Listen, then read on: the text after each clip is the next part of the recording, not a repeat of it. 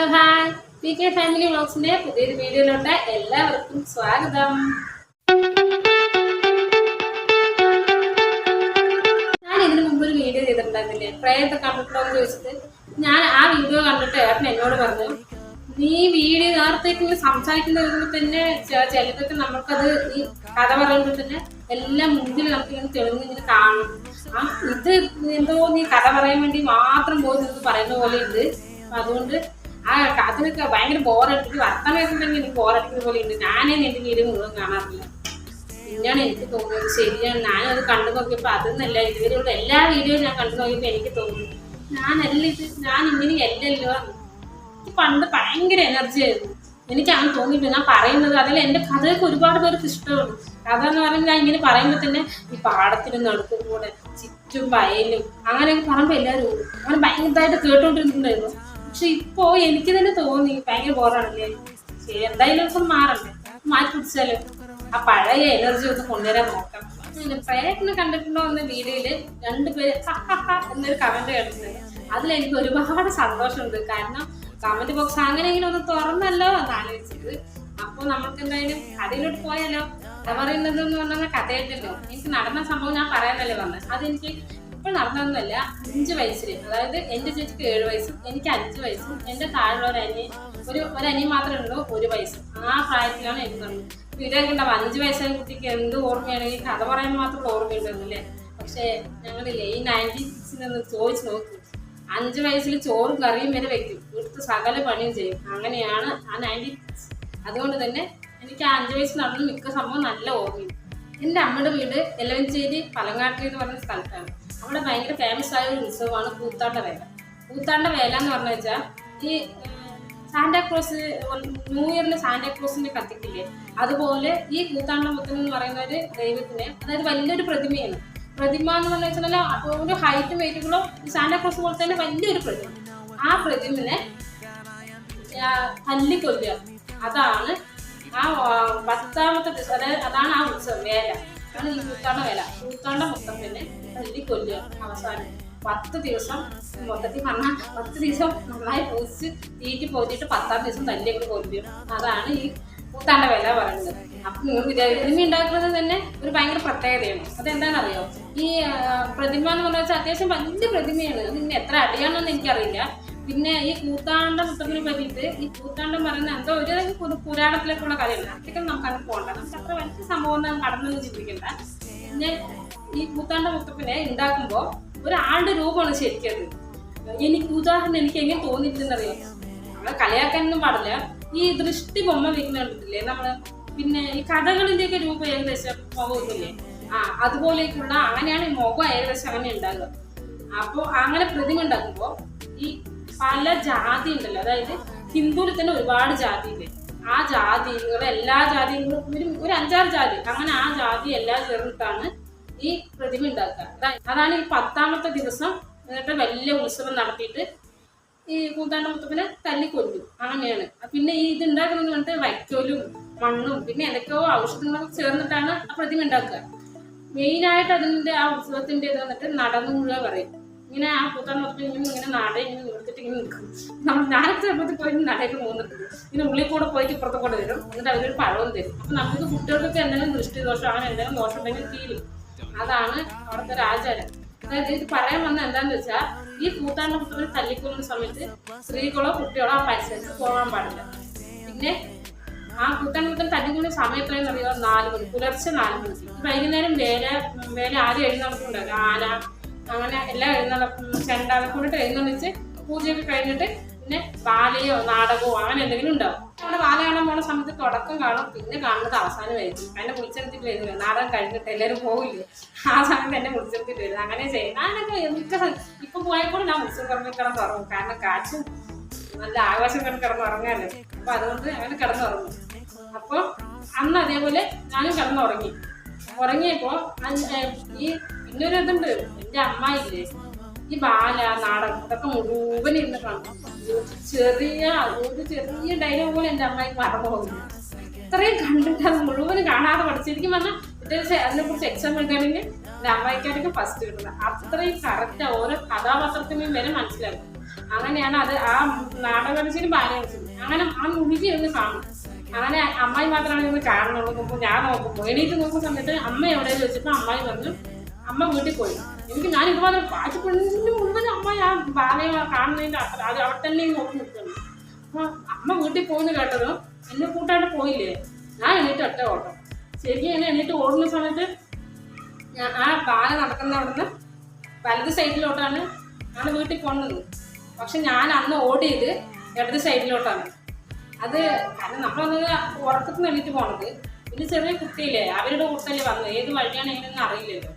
അപ്പൊ അങ്ങനെ ഓടി കുറേ ദൂരം ഓടിക്കഴിഞ്ഞപ്പോഴാണ് എനിക്ക് തന്നെ ഒരു എന്താ പറയാ ഉറക്കത്തിന്റെ മപ്പും അമ്മ പോയി എന്നുള്ള വെപ്രാളവും. അമ്മ ഇനിയിപ്പോ വീട്ടിൽ പോയിന്നേ പറഞ്ഞിട്ടുണ്ട് അമ്മ ഇനി ഈ വീട്ടിലേക്കാണോ ഇനി എന്റെ വീട്ടിലേക്കാണോ പോകുന്നതെന്ന് അറിയില്ല. എന്നെ വിട്ടിട്ട് പോയി എന്നുള്ള ഓർമ്മയിലാണ് ഞാൻ ഓടിയത്. അങ്ങനെ കുറേ ദൂരം ഓടി വയലും ആ ഒരു വയലിന്റെ നടക്കും കൂടെ ഒരു സൈഡിലൂടെ ഒരു തോട് പോകുന്നുണ്ട്. ആ സൈഡിലായിട്ട് ഒരു റോഡ്.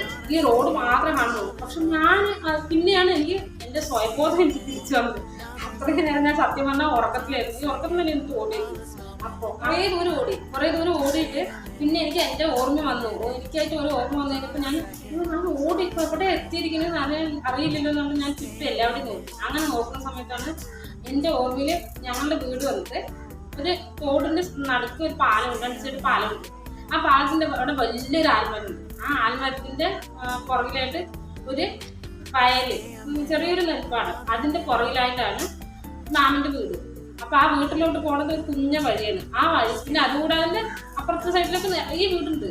റോഡിന്റെ രണ്ട് സൈഡിലായിട്ടില്ലെങ്കിൽ ഒരു സൈഡ് ഫുൾ വീടാണ്. അപ്പൊ നമുക്ക് ഈ പോണ വഴിക്കൊക്കെ ആ വീടുകളൊക്കെ കാണുന്നു. ഇത് ഒരു വീട് കാണുന്നില്ല. ആ പരിസരത്ത് വീടേ ഇല്ല, ഫുൾ വയല് മാത്രം. ഇങ്ങനെ നല്ല കാണാനൊക്കെ അന്ന് എനിക്ക് ഭംഗിയൊന്നും ഞാൻ നോക്കിയില്ല, കാരണം മൊത്തം വയലാണ്. എന്നിട്ട് അങ്ങനെ ഞാൻ പിന്നെ കുറച്ച് ദൂരം ഓടിയപ്പോൾ ഒരു പാലം കണ്ടു. ഒരു സമാധാനവും പാലം എത്തിയില്ല. അപ്പൊ നമ്മുടെ വീട് എത്താറായി. ഞാൻ പാലത്തിൻ്റെ അവിടെ നിന്ന് നോക്കുമ്പോൾ പാലം അതേപോലെ തന്നെ ആൽമരമുണ്ട്.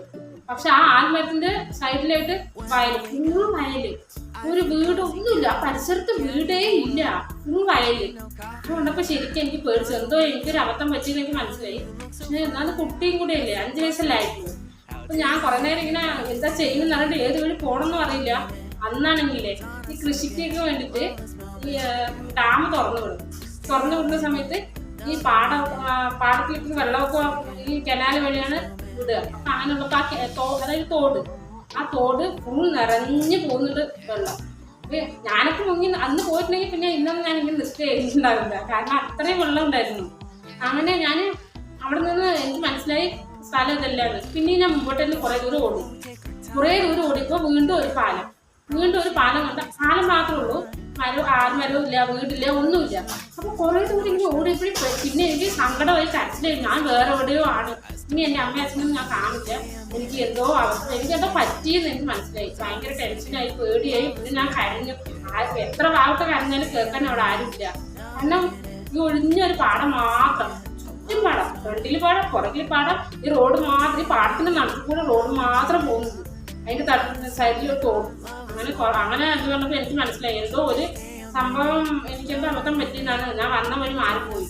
ഞാൻ എന്ത് ചെയ്തെന്ന് വെച്ചാൽ അവിടെ നിന്ന് തന്നെ തിരിച്ചോടി. ഇത് വന്ന വഴിക്ക് തന്നെ തിരിച്ചോടി കുറേ ദൂരം വന്നു കഴിയുമ്പോൾ ഈ ഓടുമ്പോഴൊക്കെ ഞാൻ ഇങ്ങനെ ശ്രദ്ധിക്കുന്ന എന്താണെന്നറിയുമോ, ഈ റോഡിന്റെ സൈഡിൽ നമുക്ക് പരിചയമുള്ള എന്തെങ്കിലും ഉണ്ടോയെന്ന്. ഞങ്ങളുടെ വീട് എന്ന് പറഞ്ഞു വെച്ചാൽ, അതായത് എൻ്റെ അമ്മയുടെ വീട് ഞാൻ പറഞ്ഞില്ലേ, ഈ തോടിന്റെ സൈഡ് പാലത്തിന്റെ സൈഡിലായിട്ട് ഒരു വലിയൊരു ആൽമരം. ആ ആൽമരത്തിന്റെ പുറമൊരു വയല് കഴിഞ്ഞിട്ട് വീട്, അങ്ങനെയാണുള്ളത്. പക്ഷെ അതിന് ഈ റോഡിന്റെ ഇപ്പുറത്തെ സൈഡ് വന്നിട്ട് ഈ മഞ്ഞ അരളിപ്പൂവില്ല, അതായത് ഈ കോളാമ്പി എന്നൊക്കെ പറയും, ആ പൂ നിറയുണ്ട്. കാരണം ഞങ്ങൾ ഓണ സമയത്ത് ഞങ്ങൾ ആ പൂ പറിച്ചിട്ട് പൂക്കൾ ഇടാനായിട്ട് പൂ പറിക്കാറുണ്ട് മാമൂട്ടിൽ. അപ്പൊ ഞാൻ നോക്കുന്ന സമയത്ത് അതിനെ പകരം ഇവിടെ മുഴുവനുള്ളത് എന്താണെന്നറിയോ, കള്ളിമുറി ചെടിയില്ലേ. ആ കള്ളിമുറി ചെടിയാണ് ഞാൻ ഈ ഓടുന്ന സമയത്ത് നോക്കുമ്പോൾ കാണുന്നത്. അപ്പൊ എനിക്ക് മനസ്സിലായി ഞാൻ വഴി എവിടെയും മാറി വന്നതാണ്. അങ്ങനെ കുറെ ദൂരം ഓടിയപ്പോൾ പഴയ ആ പാലവും ആ പാലത്തിന്റെ ആ സൈഡിലുള്ള ആ ആൽമരവും കണ്ടു. അപ്പൊ ഞാൻ അവിടെ നിന്നു. കുറെ ദൂരം ഓടി വന്നപ്പോൾ നമുക്ക് ഇനി എവിടേക്ക് പോകണമെന്നൊന്നും അറിയില്ല, മൊത്തം വയലല്ലേ. അപ്പൊ ഞാൻ ഇങ്ങനെ ആ ആൽമരത്തിനോട് നിൽക്കുമ്പോ ഞാൻ അതുവഴി തന്നെയാണ് പോയത്. പക്ഷെ ഞാൻ ഇനി ശ്രദ്ധിക്കാതെ പോയതാണോന്നൊന്നും അറിയില്ല. പക്ഷെ തിരിച്ചു വരുന്ന സമയത്ത് അവിടെ ആ തോടിന് സൈഡ് നിറയെ അതിർന്നിക്കി എന്ന് പറയും. അതായത് ഈ കുളത്തിനൊന്നും കുളവാഴാന്നൊക്കെ ഞാൻ തോന്നുന്നു. മറ്റേ ഈ കുളവാഴ അതല്ലല്ലോ, അതിർന്നിക്കി അതാണ് അതിൻ്റെ പേര്. അതിനൊരു വയലറ്റ് കളർ പൂവൊക്കെ ഉള്ളവര് അത് അത്യാവശ്യം ഇത്ര ഹൈറ്റൊക്കെ വരും, പിന്നെ വണ്ണം ഇല്ലാണ്ട്. അപ്പൊ ആ ചെടി വന്നിട്ട് നമ്മൾ ആ തണ്ട് നമ്മൾ വെട്ടി ഉണക്കാനിടാന്ന് പറഞ്ഞാൽ വിറകൊക്കെ കത്തിക്കുന്ന സമയത്ത് നന്നായിട്ട് കത്തും. അപ്പൊ സാധാരണ അങ്ങനെ ഉള്ളതൊക്കെ എൻ്റെ അമ്മയ്ക്ക് പോയി വെട്ടി വെക്കാറൊക്കെ കുളത്തിന്റെ സൈഡിൽ നിന്നൊക്കെ. അപ്പൊ അതുപോലെ ആ ആൽമരത്തിന്റെ അവിടെ നിറയെ അതിർന്നിക്ക് നിൽക്കുന്നുണ്ടായിരുന്നു. ഞാൻ തിരിച്ച് ഓടി ആൽമരത്തിന്റെ കൂടെ എത്തുമ്പോ ഒരമ്മ അവിടെ നിന്ന് വിറക് വെട്ടിക്കൊണ്ടിരിക്കും. അപ്പൊ ഞാൻ വിചാരിച്ചു ഞാനിപ്പോ ഇതുവഴിയല്ലേ പോയത്, ഇതുവഴി പോണ സമയത്ത് ആ അമ്മനെ കണ്ടില്ലല്ലോ. അപ്പൊ തിരിച്ചു വരുമ്പോ അങ്ങനെ അമ്മ അവിടെ നിൽക്കും. പിന്നെ പോകുമ്പോ കണ്ടോ ഇല്ലെന്നൊന്നും നമുക്കറിയണ്ട. പക്ഷെ നമ്മള് അത്രയും നേരം ഒരൊറ്റ ആളെയും കാണാത്തോടെ ഒരാളിനെ കാണുമ്പോൾ നമുക്കൊരു സന്തോഷമില്ലേ. എനിക്കത് ഭയങ്കര, എനിക്ക് ശരിക്കും പറഞ്ഞു വെച്ചാൽ എന്തോ ഒന്ന് തിരിച്ചു കിട്ടിയ പോലെ ഒരു സന്തോഷം തോന്നി. ഞാൻ ഓടിയായ അമ്മന്റെ അടുത്ത് ചെന്നിട്ട് ഞാൻ ചോദിച്ചു, അമ്മ ഇങ്ങനെ പലമട്ടത്തിൽ പോണ്ട വഴി ഏതാണെന്ന് ചോദിച്ചു. ആ അമ്മനെ കാണാൻ എങ്ങനെയുണ്ടെന്ന് പറഞ്ഞാൽ ഞങ്ങളുടെ അവിടെ പ്രത്യേകിച്ച് നാട്ടിൻ പുറത്ത്, പാലക്കാട് നാട്ടിൻ പുറത്ത് ഇവർക്ക് അറിയായിരിക്കും, ഈ 60 വയസ്സ് കഴിഞ്ഞ അമ്മമാര് സെറ്റ് മുണ്ടുകൾ ഉടുക്കുക. മിക്ക അമ്മമാര് എല്ലാം മിക്കവരും സാരി കളർ സാരി ഒന്നും ഉടുക്കാറില്ല, അങ്ങനെയാണ് ഉടുക്കുക. അപ്പൊ ഈ അമ്മ അങ്ങനെ തന്നെ ഉടുക്കുന്നത്. അപ്പൊ എന്തായാലും ഒരു 60 വയസ്സിന് മേലെ ഉണ്ടാവുമല്ലോ. അപ്പൊ ആ മുത്തശ്ശനോട് ഞാൻ പോയി ചോദിച്ചു, എനിക്കിങ്ങനെ ഞാൻ പേരെ വിളിക്കുക, അമ്മനെ വിളിക്കുക, മുത്തശ്ശിനെ വിളിക്കുക ഒന്നും ചെയ്തില്ല. അമ്മ ഞാൻ ചെന്ന് ചോദിച്ചു, എനിക്ക് ഈ കൂത്താണ്ട് അല്ല പലങ്ങാട്ടിലേക്ക് പോകേണ്ട വഴി എവിടെയെന്ന് ഒന്ന് പറഞ്ഞു തരുമോ ചോദിച്ചു. അപ്പൊ ആ അമ്മ എന്നെ കൊണ്ട് ചോദിച്ചു, കൂത്താണ്ട് വേല നടക്കുന്ന വഴിയാണോ ചോദിച്ചു. അവിടെ തന്നെയാണ്, വേല നടക്കുന്ന അവിടെയാണോ ചോദിച്ചു. പറഞ്ഞു. എന്നാ നീ എവിടെയും തിരിഞ്ഞു നോക്കണ്ട, ഈ റോഡിന് നേരെ തന്നെ നീ പൊക്കോ, അവിടെ എത്തും പറഞ്ഞു. അത് മാത്രം ഞാൻ കേട്ടുള്ളൂ. പിന്നെ എനിക്ക് പിന്നെ എങ്ങനെയെങ്കിലും എൻ്റെ അമ്മയുടെ അടുത്ത് എത്തിയാൽ മതി എന്നുള്ള വെപ്രാളം വരുന്നു. കാരണം എൻ്റെ അമ്മ നന്നായി ചെറുപ്പത്തിൽ തന്നെ എന്താ ചെയ്ത് ഞാൻ ഭയങ്കര അടിക്കും. അപ്പോൾ എനിക്ക് അമ്മ അടിക്കുമോ ഞാനിങ്ങനെ, കാരണം എനിക്ക് നല്ല കുരുത്തക്കെടാണ്. അപ്പം പ്രത്യേകിച്ച് അമ്മ അടിക്കും. അപ്പോൾ അടിക്കും എന്നുള്ള വെപ്രാളം മാത്രമാണ് ഏറ്റവും കൂടുതലുണ്ടായിരുന്നത്. അതായത് ഞാൻ ഓടിപ്പോയത് ഇരുട്ട്, പിന്നെ എവിടെ പോയി അതൊന്നും എനിക്ക് അതിനേക്കാളും ഏറ്റവും കൂടുതൽ എൻ്റെ അമ്മ അടിക്കും. അതാണ്. അപ്പോൾ ഈ അമ്മ എന്നോട് പറഞ്ഞു, ആ മുത്തശ്ശി എന്നോട് പറഞ്ഞു, ഈ റോഡിന് നേരെ തന്നെ പോയാൽ മതി, അപ്പോൾ അവിടെ വേല നടക്കാണ്ട് എത്തും, വേറെ ഏത് വഴി നീ പോകണ്ടാ പറഞ്ഞു. ശരിയെന്ന് പറഞ്ഞാൽ ഞാൻ തിരിഞ്ഞു പോലും നോക്കാണ്ട് ഓടി എത്തിയത് എവിടെയെന്നറിയോ, ഇവിടെ തട്ടിക്കൊല്ല ആ ഭാഗത്ത് കൂടെ പോയത്. കുട്ടികളും പ്രായമായാലും നമ്മൾ പോകാൻ പാടുന്നതാണ്. പക്ഷെ ഞാൻ ആ കൂട്ടത്തിനിടയിൽ കൂടെ എങ്ങനെ ഓടിയായിരുന്നു രക്ഷപ്പെട്ട് വെളിയിൽ വന്നു. എന്നപ്പോൾ എൻ്റെ അച്ഛൻ്റെ വീട്ടിൻ്റെ അവിടുത്തെ ഒരു കൂട്ടുകാരി മല്ലിക എന്ന് പറയും, അവളും അവിടെ അച്ഛനും അമ്മയ്ക്ക് പോകണ്ടായിരുന്നു. ഞാൻ അവൻ്റെ കൂടത്ത് എത്തിയിട്ട് ഞാൻ അവിടെ അച്ഛനോട് കാര്യം പറഞ്ഞു, ഒന്നുപോലെ ഇങ്ങനെയാണ് ഞാൻ വഴി മാറിപ്പോയി, എൻ്റെ അമ്മേൻ്റെ അടുത്ത് ഒന്ന് എന്നെ എത്തിക്കുമോ, കാരണം എനിക്ക് ഈ വെപ്രാളും ടെൻഷനും ഞാൻ ഏത് വഴി പോകണം, എൻ്റെ അച്ഛനും അമ്മൻ്റെ അടുത്ത് പോകണമെന്ന് എനിക്ക് അറിയില്ല എന്ന് എത്തിക്കോ ചോദിച്ചു. പിന്നെ അവർ കൂടുതലൊന്നും ചോദിച്ചില്ല, കാരണം എൻ്റെ മോൻ കണ്ടാൽ തന്നെ അത്രയ്ക്ക് പേടി തോന്നുന്നുണ്ടല്ലോ. കാരണം ആ പേടിയും കരച്ചിലും ബഹളമൊക്കെ ആയപ്പോൾ അവരൊന്നും ശരി എന്തായാലും കൊണ്ടുപോകാണ്ട് പോയി. അങ്ങനെ പോകുമ്പോഴില്ലേ അതിനൊക്കെയാണ് കോമഡി. എന്താന്ന് വെച്ചാലേ ഇവര് തോട് നിറഞ്ഞു പോകല്ലേ, നാലൊക്കെ തോട്ടിൽ വെച്ച് പോയതുകൊണ്ട് ഇവര് തോട്ടിന്റെ സൈഡൊക്കെ ടോർച്ചടിച്ച് പോകുന്നു. അച്ഛനും അമ്മയും മാമൻ പിന്നെ പ്രത്യേകിച്ച് തോട്ടിൽ ഇറങ്ങി വരെ നോക്കിയിട്ടുണ്ടാവും. അങ്ങനെ നോക്കിക്കൊണ്ട് നിൽക്കണേ ഞാനെങ്ങാനും വെള്ളത്തൊഴിച്ച് പോയാണ്ട്. പക്ഷെ അവിടെ എത്തിക്കഴിഞ്ഞപ്പോൾ ഞാൻ ഓടി ചെന്ന് അമ്മനോട് ആദ്യം പറഞ്ഞ, അമ്മ എന്നെ തല്ലണ്ട അമ്മ, ഞാൻ അറിയാതെ പോയതാണ്, അമ്മ പോയി എന്ന് പറഞ്ഞപ്പോൾ എനിക്ക് പോയതാണ് ഞാൻ പറഞ്ഞത്. അങ്ങനെ ഞാൻ അവിടെ തിരിച്ചു വന്നു. പക്ഷെ ഈ ഒരു സമയം ഏകദേശം ഒരു 5 മണിയൊക്കെ ആയിട്ടുണ്ടെന്ന് തോന്നുന്നു. കാരണം ഞാൻ 4 മണിക്കല്ലേ പോയത്. കൂത്താൻ മുത്തിന് തല്ലി, ഞാൻ എനിക്ക് തല്ലി ഏകദേശം തല്ലി കഴിഞ്ഞിട്ടുണ്ടായിരുന്നു. അതുകൊണ്ടാണ് തിരിച്ചു വരുന്നത്. കാരണം തുടക്കമെന്ന് വെച്ചാൽ ചിലപ്പോൾ ഒരു പക്ഷേ എൻ്റെ ഇടയിൽ പെട്ടിട്ടുണ്ടാവുന്നതാണ്. അങ്ങനെ ഒരാളും കൂടെ കണ്ടിരുന്നപ്പോൾ കണ്ടതും കൂടി ആയപ്പോൾ ആരും ഒന്നും ചോദിച്ചില്ല. എന്നിട്ട് കുറച്ച് നേരം വെള്ളമൊക്കെ തന്ന് എന്നെ സമാധാനമാക്കി അവിടെ ഇരുന്നു. എന്നിട്ട് മാമ എന്നെ കൊണ്ട് ചോദിച്ചു, എന്താ പറ്റിയത് മകനെ, നീ എവിടേക്കാണ് പോയത്, നീ എന്താ ഇങ്ങനെ ചെയ്തത് എന്ന് ചോദിച്ചു. അപ്പം ഞാൻ അമ്മായി എന്നെ കൊണ്ട് പറഞ്ഞു അമ്മ പോയിന്ന്. അപ്പം ഞാൻ ഇറങ്ങി ഓടിയതാണ്, ഞാൻ അതുവഴി ഓടി തിരിച്ച് ഇങ്ങോട്ട് വരാൻ അറിഞ്ഞില്ല. അപ്പോൾ വരുമ്പോൾ ഒരു പ്രായമായ മുത്തിയമ്മ അവിടെ വിറക് വിട്ടിട്ടുണ്ടായിരുന്നു. അവരാണ് എനിക്ക് പറഞ്ഞതെന്ന് വഴി പറഞ്ഞു. അപ്പം എൻ്റെ മാമൻ ചിരി, കാരണം ഈ പുലർച്ചെ 4 മണിക്ക് ഏത് മുത്തിയമ്മയാണ് മകനെ വിറക് വിട്ടിട്ടുണ്ട്. അത് കേട്ടപ്പം മാമൻ മാത്രമല്ല എല്ലാവരും ചിരിച്ചു. അത്രയും ടെൻഷൻ ഉണ്ടായിരുന്ന എല്ലാവരും ചിരിച്ചു. കാരണം ആരെങ്കിലും പുലർച്ചെ 4 മണിക്ക് പോയിട്ട് വിറക് വിട്ടോ, അത് യാത്രയൊക്കെ കേട്ടാൽ അതാ അത്ര എല്ലാവരുടെയും കിട്ടുന്ന സാധനമല്ലേ. ഇങ്ങനെ പറഞ്ഞു. അപ്പൊ എനിക്കിവര് പറഞ്ഞത് കേട്ടപ്പോൾ സങ്കടം വന്നു. കാരണം ഞാൻ കണ്ട കാര്യം പറഞ്ഞിട്ട് ആരും വിശ്വസിക്കുന്നില്ലല്ലോ. ഞാൻ ഇല്ല, സത്യമായിട്ട് ഒരു മുത്തിയമ്മ ഉണ്ടായിരുന്നു. ആ മുത്തിയമ്മ ഇങ്ങനെ സെറ്റ് മുണ്ട്, അതായത് എനിക്ക് സെറ്റ് മുണ്ടെന്നൊന്നും പറയാൻ അറിയില്ല, അമ്മമ്മ ഉണ്ടായിരുന്നു അവിടെ. അപ്പൊ ഞാൻ അമ്മനെ ആ മുത്തിനെ ഞാൻ തള്ളമുത്തി എന്നാണ് ആ മുത്തിനെ വിളിക്കുക. അപ്പൊ ഞാൻ ആ മുത്തിനെ കണ്ടു, ഈ മുത്തിനെ പോലത്തെ ഡ്രസ്സാണ് അവിടെ ഇട്ടിട്ട് ഒരു മുത്തി ഉണ്ടായിരുന്നത് പറഞ്ഞു. പാലക്കാട്ടിലുള്ളവരെല്ലാവരും ഈ പ്രായമായ അമ്മമ്മേനെ മുസ്ലിമാന്നൊക്കെ വിളിക്കാം, നാട്ടിൻപുറത്തുള്ളത്. അങ്ങനെ ഞങ്ങൾ മുസ്ലിമാനെ വിളിച്ചത്, അമ്മന്റെ അമ്മ, മൂന്നാമത്തെ അമ്മ. അപ്പൊ ആ മുസ്ലിമിനെ കാണിച്ചിട്ട് പറഞ്ഞു അതുപോലെയാണ് ഉണ്ടായിരുന്നത്. അപ്പൊ ഇങ്ങനെ കാര്യം ഉണ്ടായിരുന്നു, സത്യമായിട്ട് ഉണ്ടായിരുന്നു. എന്നെ ആ യുക്തിയുടെ വഴി പറഞ്ഞെന്ന് പറഞ്ഞപ്പോ എന്റെ മാമിനൊരു അങ്ങനെ ഉണ്ടെങ്കിൽ ഒന്ന് നമുക്കൊന്ന് നന്ദി പറഞ്ഞിട്ട് വരാം, കാരണം എന്റെ കുട്ടിനെ രക്ഷപ്പെടുത്തിയതല്ലേ എന്ന് പറഞ്ഞിട്ട് മാമൻ എന്നൊരു ഭയങ്കര സംഭവം വലിയ വണ്ടി ഉണ്ടായിരുന്നു, എന്താ പറയുക സൈക്കിൾ.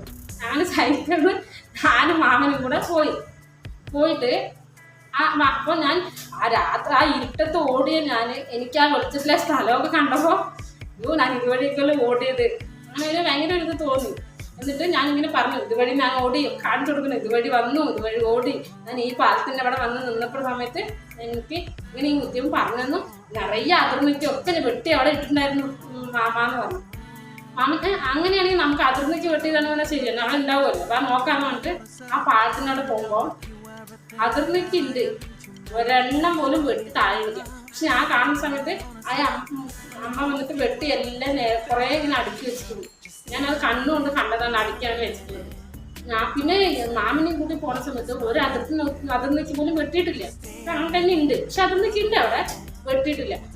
ഞാന് അമ്മ ഈ അതിർന്നിക്കൊക്കെ വെട്ടി ഇവിടെ അടുക്കി വെച്ചിട്ടുണ്ടായിരുന്നു പറഞ്ഞപ്പോ ഇല്ല കുട്ടി വെട്ടിയിട്ടില്ല, കണ്ട നോക്ക് ഇതൊക്കെ അങ്ങനെ തന്നെയല്ലേ അവിടെ ഉള്ളത് പറഞ്ഞു. അയ്യോ ഞാൻ ഇങ്ങനെ പറയുന്നു ഇല്ല മാമ ഉണ്ട് പറഞ്ഞു. ഞാനുണ്ടാവുന്ന തർക്കം കണ്ടിട്ട് അതുമായിട്ട് ഒരാൾ വന്നു. അപ്പൊ അയാൾ പറഞ്ഞു എന്താണ് ഇവിടെ ചോദിച്ചു. അപ്പൊ ഇന്ന പോലെ സംഭവം മാമനെല്ലാം അയാളോട് പറഞ്ഞു. ഒരു പ്രായമായ അമ്മ ഇവിടെ ഇങ്ങനെ വിറക് വെട്ടുണ്ടായിരുന്ന പറഞ്ഞത്. അത് ഈ പുലർച്ചെ 4 മണിക്ക് വരാൻ വിറക് വെട്ടാൻ മാത്രം അമ്മമാരൊന്നും ഇവിടെ ഇല്ല. പിന്നെ ഈ പരിസരത്ത് ഒരു വീടേ ഇല്ല. ഈ വീടില്ലാത്തോടെ വന്നിട്ട് ആരെ അത് അപ്പളം നടത്തണമെന്ന് വിറക് വെട്ടണത് എന്ന് പറഞ്ഞു. അപ്പൊ അറിയില്ലല്ലോ.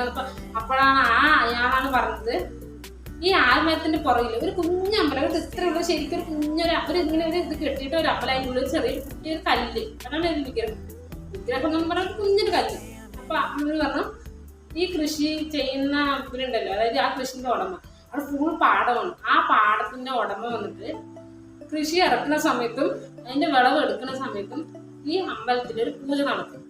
അതായത് ആ കാവൽ ദൈവമാണിത്. ഇതൊരു ദേവിയാണ്. ഏത് ദേവിയാണെന്ന് പേരൊന്നും അറിയില്ല, പക്ഷെ ഒരു ദേവിയാണ്. ചിലപ്പോ ഈ കുട്ടി പറയണത് കേൾക്കുമ്പോൾ ചിലപ്പോ ഈ കുട്ടിയുടെ പേടിയും വെപ്രാളം കൊണ്ടിട്ട് ചിലപ്പോ ആ ദേവി ആയിരിക്കും ഒരു അമ്മയുടെ രൂപത്തിൽ വന്നിട്ട് കുട്ടിനെ രക്ഷപ്പെടുത്തിയത്, നേര് വഴി കാണിച്ച് അയച്ചു വിട്ടത്. സാധാരണ പ്രേതൊക്കെ ആണെന്ന് വെച്ചാൽ എന്തായാലും വഴിതെറ്റിച്ചില്ലേ വിടുക. ഇത് കറക്റ്റ് നേര് വഴി കാണിച്ചിട്ട് പറഞ്ഞു വെച്ചാൽ അതൊരു ദൈവമാണെന്ന് വിചാരിച്ചാൽ മതി. ഒന്നുമില്ലെങ്കിൽ കുട്ടിക്കൊന്നും പറ്റിയില്ലല്ലോ എന്ന് പറഞ്ഞിട്ട് അയാളങ്ങ് പോയി.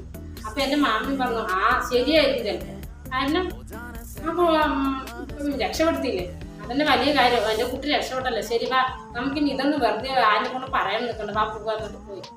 അങ്ങനെ ആ സംഭവം കഴിഞ്ഞ് പിന്നെ ഞാൻ കുറെ നാൾ കഴിയുമ്പോൾ എന്റെ അമ്മ പിന്നെ ചെയ്തൊരു കാര്യം എന്താണെന്നറിയാം, ഒരെവിടേക്ക് തന്നെ അയക്കില്ല.